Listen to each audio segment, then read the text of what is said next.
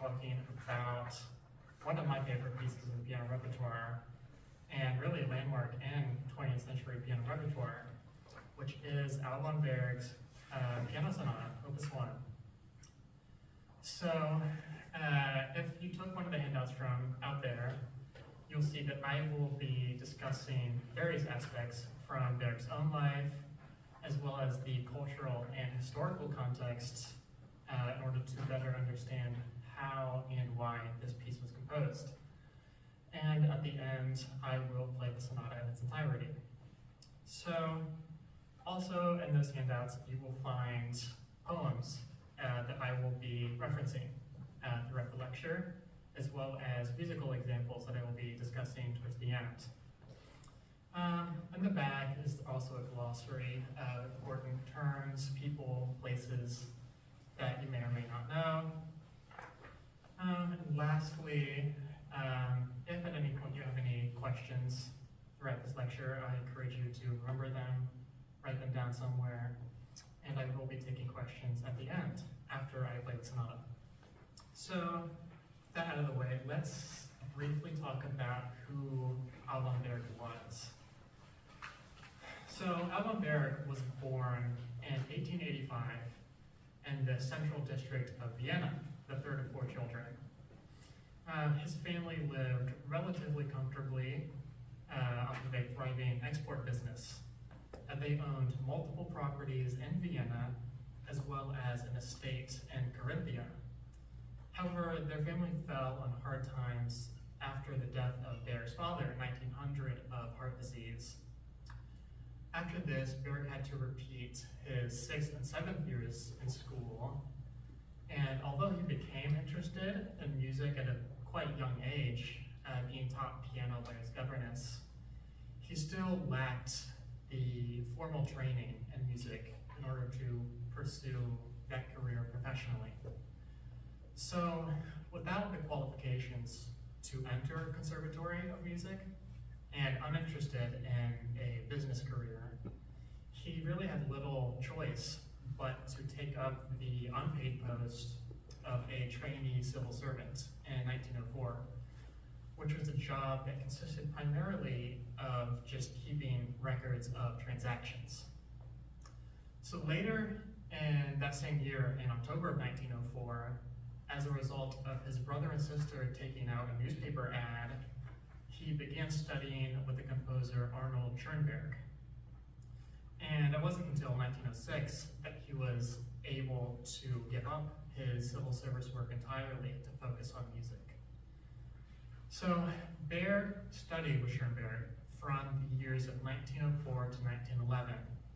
He learned theories of harmony, counterpoint, and composition.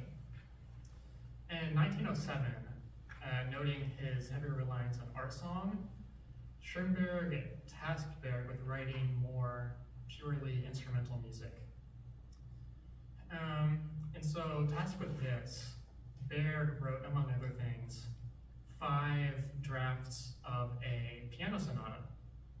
And what's interesting about these sonata drafts is that the musical language that he uses in these sonata drafts is quite similar to the style that is present in what would eventually be published as his first piano sonata, which is itself very similar to his mature style found in his 1922 opera Wozzeck. So the piano sonata itself, published in 1910 as his Opus 1, served as a sort of graduation piece for his studies with Schoenberg, demonstrating everything that he had learned during his time studying with him. And so while his tutelage under Schoenberg was very, very important in the composition of the piano sonata, it is also, I think, crucial to take into consideration the cultural and historical context of really the tense and fundamentally unstable society that Berg was living in at the time. So, as I mentioned before, Berg was born in Vienna. He was born in the first district of Vienna, which was the geographic, cultural and historic center of Vienna. And the social order he was born into was also already very well established. Many Viennese elites at the time were living in what were called rental palaces, which comes from the German word Mietpalast, which translates as rent or rental palace. So these buildings, which were often designed by the era's prominent architects, were fairly large, including multiple sort of apartment-like dwellings inside, with interior courtyards and gardens on the inside. So due to their immense popularity, these rental palaces filled the first district. And by the turn of the century, the area was so densely developed with these rental palaces that eventually, 1900 onward, younger hopeful homeowners would have to look towards the outer districts of Vienna for their homes. So this shift from urban to suburban living required a different kind of home, really. While the rental palaces of the first district were many floors high with apartment-like dwellings inside, these new villas that were being built out in the countryside were larger, and they were much more personalized for their sole owners and their families. So these suburban villas were quickly bought up by the next generation, the younger generation of Viennese artists and intellectuals. People like Hugo von Hofmannsthal and Gustav Mahler. So with more space to work with for the architects, it became popular for them to include much more involved gardens in these homes. And this shift from urban to suburban living coincided also with the shift among artists from the more natural, fluid forms of Art Nouveau to the more geometric shapes and designs of Art Deco. And so along with this shift in art and art philosophy came a change in how people viewed gardens. Well before, the garden was seen as sort of a cultivation of nature. From about 1900 onwards, it was seen more so as a piece of architecture or an extension of the house. The English artist William Morris said this about the purpose of a garden. Large or small, the garden should look well ordered and rich. It should be closed off from the outer world. It should in no way imitate the purposes or accidents of nature, but rather look like something which one could see nowhere else but in a human dwelling. So this description of the modern garden was so apt at the time that it was cited by the authors of the Kunstschau catalog, which was a catalog that went along with the Kunstschau exhibition of 1908. So the Kunstschau exhibition, the word Kunstschau translates from German as literally art show. So the Kunstschau exhibition was organized by the secessionist artist Gustav Klimt, and it featured a mix of both fine and applied arts by many of the influential Viennese artists of the time. And Alban Berg himself attended this exhibition with Gustav Klimt. So the building for this exhibition, which was constructed specifically for this exhibition, was designed by Josef Hoffmann. And unsurprisingly, this building featured gardens, as well as a garden theater where plays could be viewed. While many, especially people living in this era, may have taken Morris's quotes in a positive light, seeing it as sort of a, proclaiming the progress that humanity has made in sort of overcoming the forces of nature. The Expressionists like Berg and his peers, for them, it seemed to highlight their anxieties around the changing world. For them, the Expressionists, the modern garden that Morris was speaking of served as an analogy for their society at the time. Like the garden, the Austro-Hungarian Empire was strictly ordered and maintained, as it had to be in order to control such a large amount of land. But also, like the garden, the empire was man-made, and as Morris says, it was in many ways unnatural. For instance, the politics, the culture, the ways in which governance was created and maintained. None of these things were a natural aspect of humanity, but rather the result of thousands of years of experimentation. The rulers of the empire, too, which were members of the Habsburg dynasty, were, to quote Morris again, closed off from the outer world. This isolation from the outer world, or in the case of the empire, its average citizens, is what made the garden unstable. The garden, like the empire, had to be constantly monitored and maintained in order to keep its current shape. In this way, they were very fragile. So to illustrate this even further, if you take the next sort of logical evolution of the modern garden, which would be a greenhouse. A greenhouse is truly unlike anything that you would see anywhere in nature. Its ecosystem is so fragile that it has to be kept in this glass bubble in order for the life inside of it to survive. This analogy is exactly what the Belgian poet and playwright Maurice Maeterlinck did in his 1889 book of poems entitled Serre-Chaude.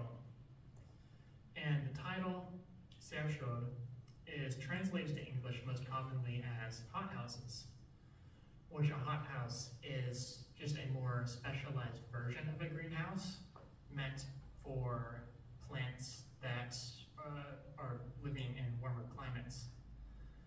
So the very first lines of the first poem in this book of poems, he writes this: "O greenhouse in the middle of the forests, and your doors forever sealed, and all that there is under your dome, and in my soul, in your analogies." This opening stanza immediately sets up the hothouse as a symbol, as something sealed off from the surrounding natural forests. The closing lines of this poem further this sense of confinement with a hint of desperation. He says, my God, when will we have rain and snow and wind inside the hothouse?" This poem is one of the earliest that I could find that used the image of a hothouse as a symbol for something more. So it should not be surprising then that Berg's teacher and noted expressionist musician Arno Schoenberg used a German translation of a different poem from this book of poems for one of his art songs. The song Herzgewächse sets music to very similar images of dense foliage inside the hothouse and the crystalline glass that surrounds it. So it's definitely worth noting that this song, Herzgewächse, was not Schoenberg's first time involving garden imagery in his works.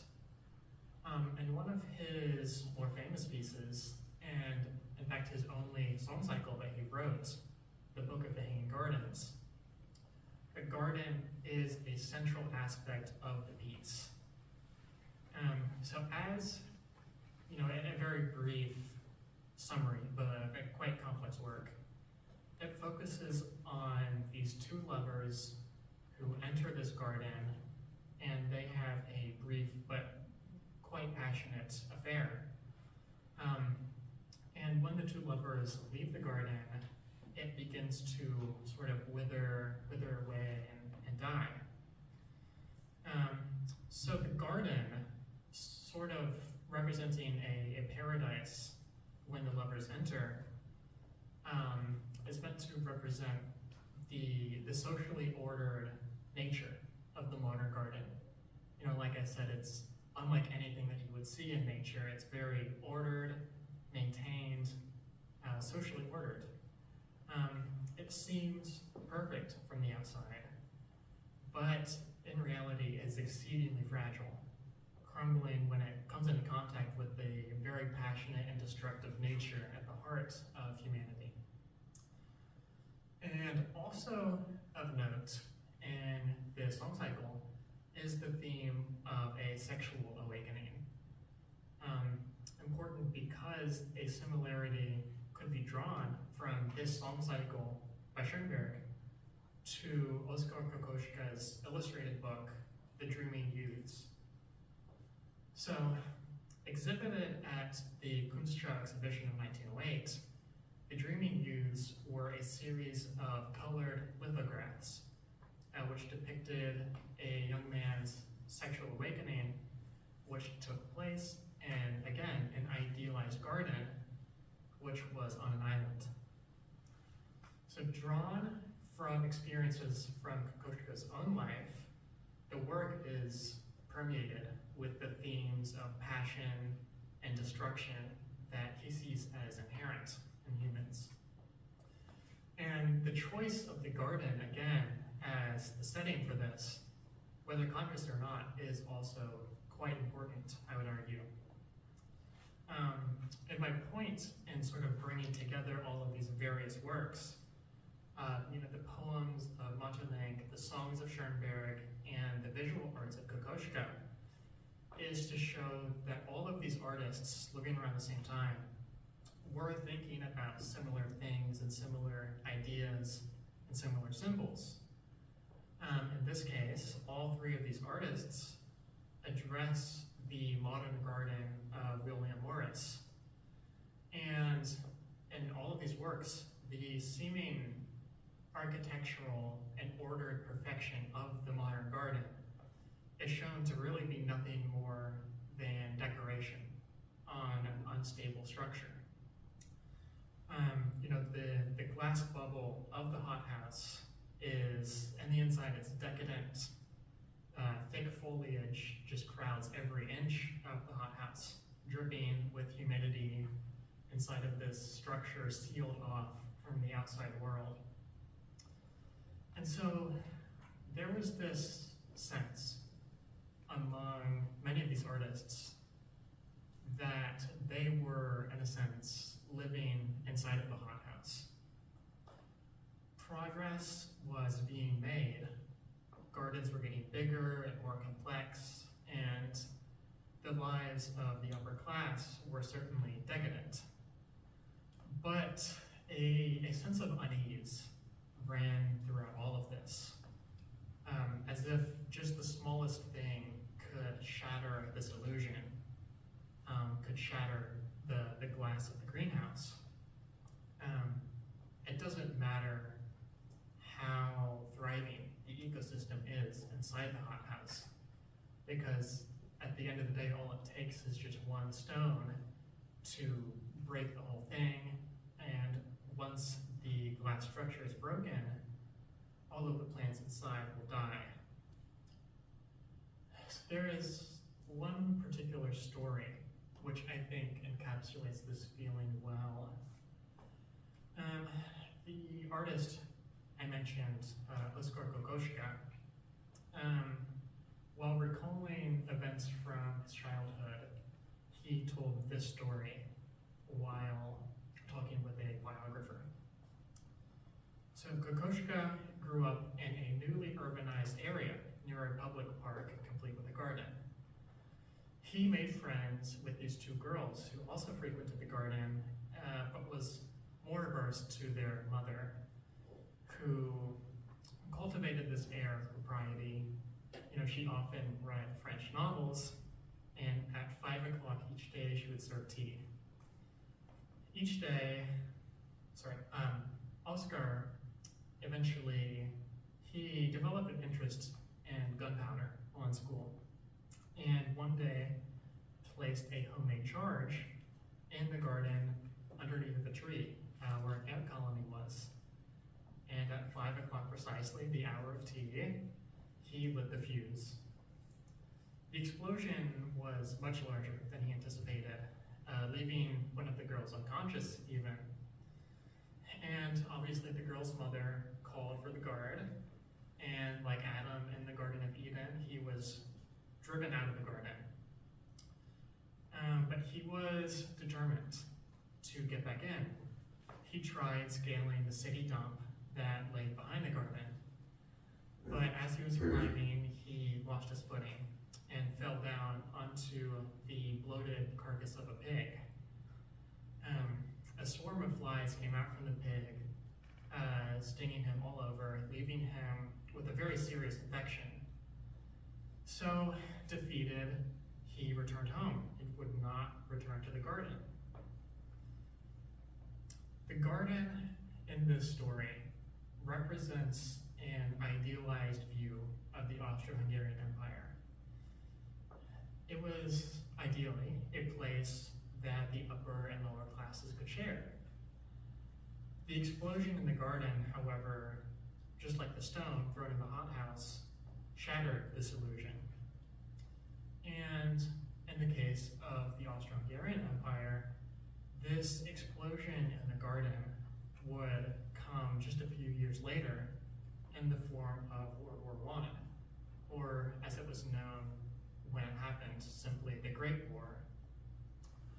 So the sense of dread that I've been mentioning that was shared by many of the expressionists, artists, led some of them to sort of perceive that the war was going to happen before the war actually happened. And the poem Der Krieg by Georg Heim, which translates as war, this poem was published in 1911, just 3 years before the war started. This poem is a startling vision of the brutalities of war, written in a time of relative peace in the Austro-Hungarian Empire. It makes it, I mean, it's very clear in this poem at least, that despite this time of peace in the empire, there was still this fear, this knowledge that something terrible was going to happen. And the entire poem is included in the handouts, and I encourage you to read it. It's a fantastic poem. But I will read just one stanza that I think is worth hearing.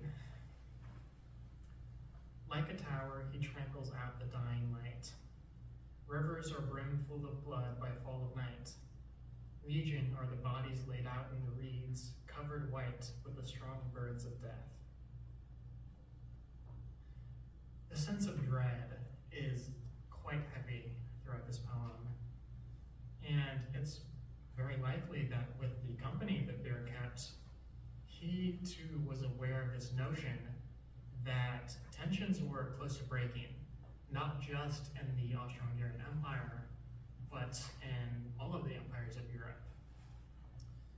And like those that I've already discussed, Alban Berg's works are laden with this feeling of impending disaster that loomed over many of the expressionist artists.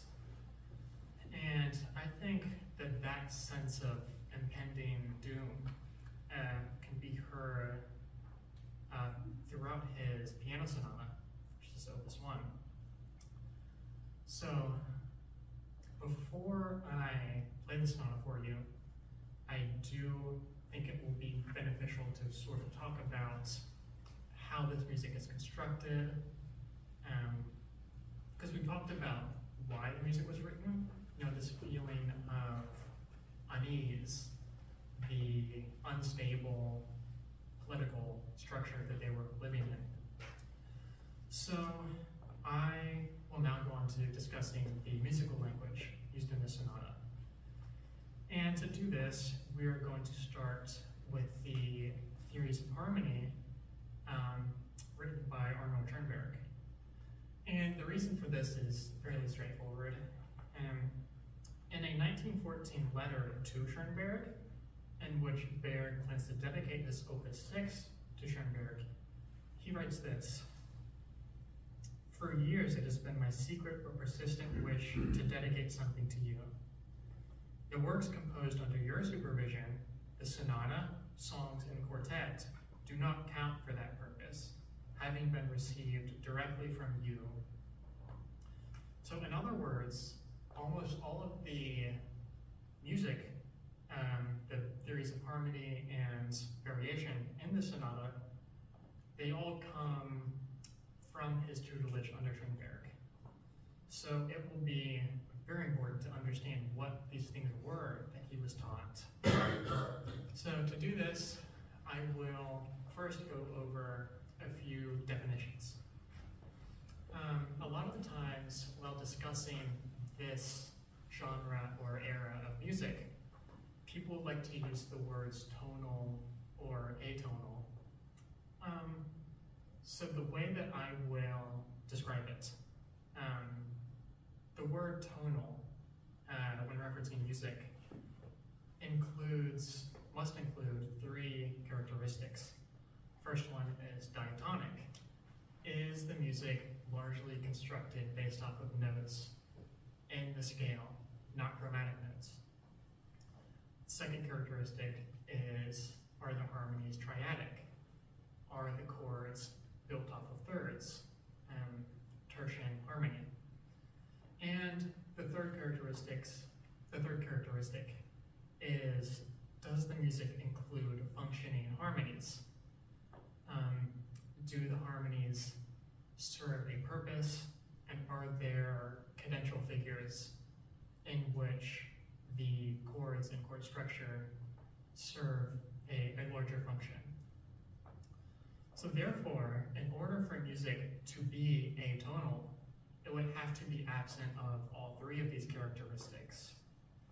And so based off of this definition, many of Schoenberg's early works, and some of his later works even, would not be characterized as atonal, because they do include many chords that are built off of thirds. Even some of his early serialist works include tertian harmonies. So although they are not completely tonal, as in they do not have all three of these characteristics, they are not atonal either, because most of them have at least one of these characteristics. So to distinguish this music from the music of the late Romantics, like Wagner and Strauss, I think the term freely chromatic is a good definition because of the lack of strong cadential figures and the lack of an established key in which the piece starts and ends in.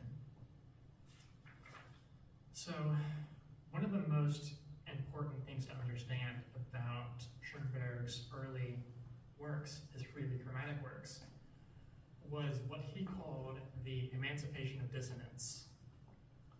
He describes the emancipation of dissonance as this in an essay.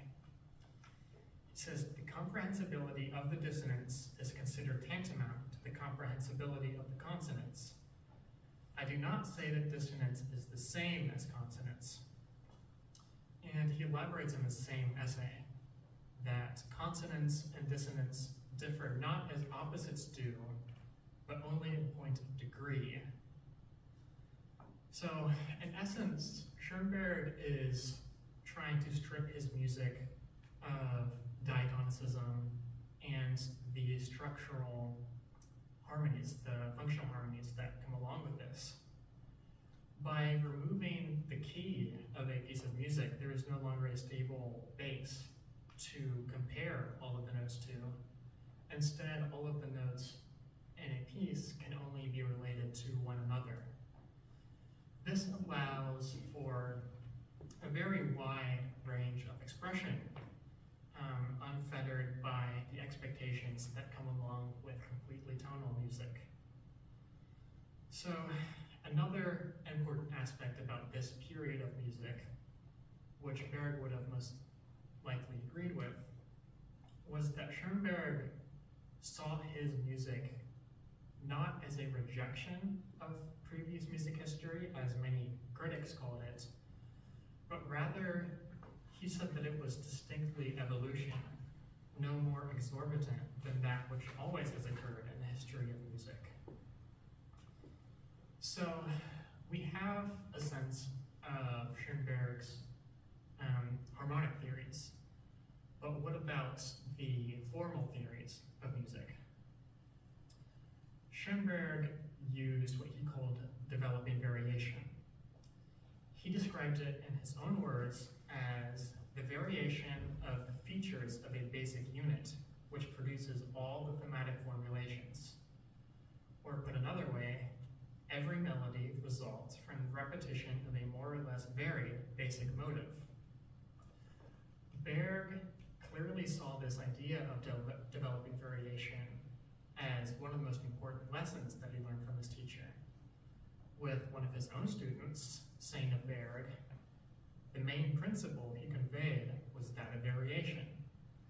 Everything was supposed to develop out of something and yet be intrinsically different. Nowhere is this better displayed than in his first published work, the Piano Sonata. Let's take a look at just the first page or so of the sonata. So, the opening three measures of the sonata, which is in your handout as example 1, these first three measures stand on their own as a sort of epigraph for the sonata as a whole, from which everything else in the sonata will more or less be built. Schoenberg called this idea the Grundgestalt, which Schoenberg translated most oftenly into English as basic shape or basic motive. In the case of Berg Sonata, the Grundgestalt is made up of three distinct motives, which will be labeled in the handout, which I will play for you. So, the first motive, which before I get into the motives, I will play these three measures on their own as they will be heard in the sonata.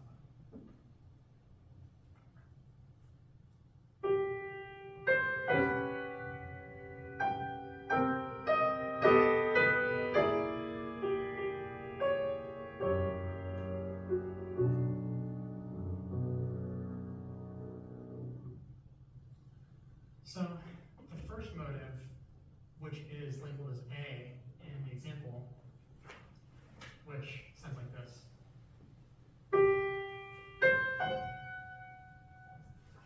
This motive is characterized by the successive leaps of a perfect fourth and an augmented fourth.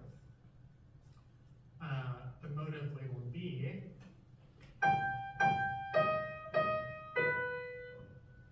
is characterized by the leaps down of a major third, which outlines an augmented triad. And the motive labeled C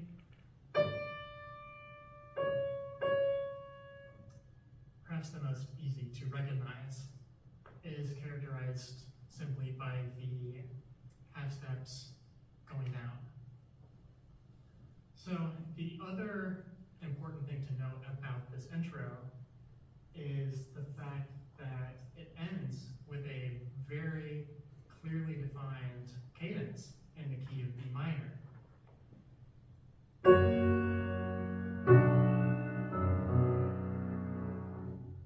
And this cadence is one of the strongest cadences in the piece, second only to the cadence at the very end of the piece. And it's interesting that Berg places this cadence as one of the first things that you hear in the sonata, even more attention to this by including a break immediately after this intro, so that the audience can hear that this intro, the Grundgestalt, is an entity of its own from which everything will be built. And the inclusion of such a strong cadence at the very beginning of the piece makes it clear that Berg is setting this piece firmly in the key of B minor. And throughout the piece, the chromatics get so dense that it might be hard to tell at times. But the cadence at the beginning, the cadence at the ending, make it very clear that he is thinking of this sonata in the key of B minor. So it's also interesting, I think, how these motives are developed just in the first page. So in your handouts, in example 2, I have the first few measures of the exposition of the sonata. And as you'll see, the exposition begins with a restatement of motive B, outlining the augmented triad, followed by motive C in the treble, as well as in the bass. The asterisks in your score indicates what's called a permutation, meaning that the motives are already beginning to be varied slightly in small ways. And so in measure 4, the C motive is just inverted. So instead of going down, it zaps it up. The next measure includes a permutation on motive A, in which case the first and second notes are reversed in order. So instead of going up, it's the same notes, just in a different order, which he repeats in the bass. What follows this is more statements of the B motive, outlining the augmented triads.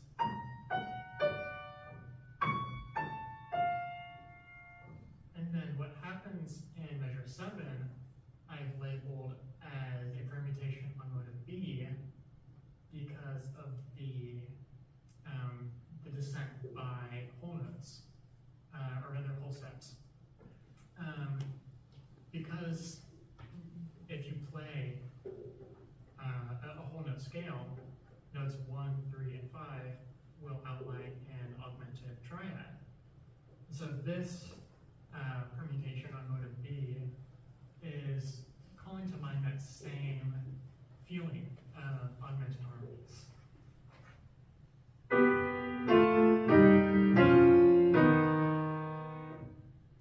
Already sort of taking the ear away from the tonic of B minor. And so while an analysis of the whole piece along these lines would be very informative, I think, it would also take much more time than we have time for tonight. But another key thing to remember about this piece is that it demonstrates not only Berg's mastery over developing variation, but also his deep and complex understanding of the classical sonata form. So this sonata, while in many regards different from a classical era sonata, it is in some way similar too. It fits very firmly into the sonata form, with an exposition with 2 contrasting themes, a development section in which the motives are continuously developed, and a recapitulation of the 2 themes from the exposition. And the recap ends with a coda that was anticipated in the exposition, this time resolving in the key of B minor. So I will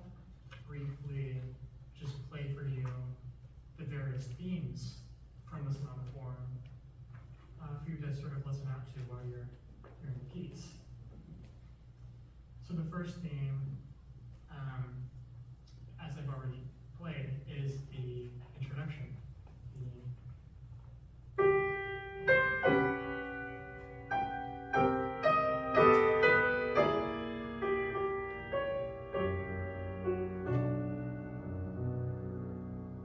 That's theme one. Theme two, just like in many sound forms, is a different texture. It's a lot more lyrical. This is theme two.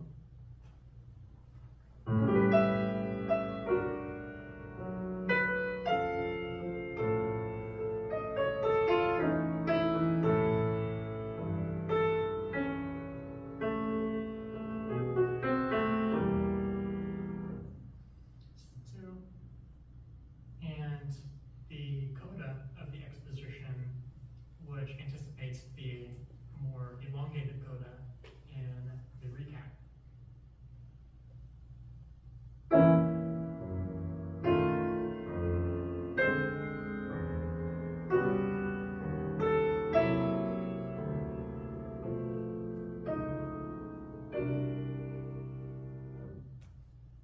Which you will recognize is a permutation on the A motive. And again. So these ideas of developing variation, which fit into the classical sonata form, are very important to the construction of the sonata. Throughout this piece, the motives that I played for you remain intact enough to recognize them as the motives, yet varied enough to fit into a sonata form with various themes. Their ability to create both cohesion and continuous development in his first published work is a testament to his abilities as a composer. So the key thing to remember is that the motives continue to be developed into permutations, which then themselves are developed further, which create distinctly different musical ideas, still constructed from the same motives. So, a few final things to remember before I play this for you. Although I've broken up this lecture into distinct sections, it is important to remember that all of these things that I've been talking about were happening in a very short amount of time, within just the span of a few years, which were a very formative time in Berg's life. So Berg attended the Kunstschau exhibition in 1908 with Gustav Klimt, likely seeing the controversial artworks of Oskar Kokoschka, while he was still studying with Schoenberg in 1908. So all of these disparate influences from all over the place, Berg was taking in at the same time, and were all important in what would become the piano sonata, published in 1910. So while music analysis and academic research are certainly important in understanding how and why the sonata was written, I think it's also important to remember that this was a piece of art created just a few years before the Great War. The tensions and anxieties felt by those living inside the metaphorical hothouse are palpable in this music. The thick sonorities and the extensive use of rubato call to mind the decadent images of gardens and hothouses. Still, the explosion in the garden or the stone thrown at the hothouse will eventually cause it to collapse. One gets the sense that the Austrian expressionists knew that something terrible was going to happen soon. And while many people, especially at the time, may have written them off as paranoid or pessimistic, it is hard to fault them when just a few years later they all turned out to be right. The glass bubble of the house shattered, and the Great War started. When the war ended, the British Empire was the only major monarchical empire left in the world. And the way of life that many residents of the Austro-Hungarian Empire knew was simply no more. The war had transformed the world into the modernist world that we are more familiar with. So, with that all in mind, I will now play this music for you. And I will be taking questions at the end. So thank you all for coming, and I hope you enjoy Alban Berg's Sonata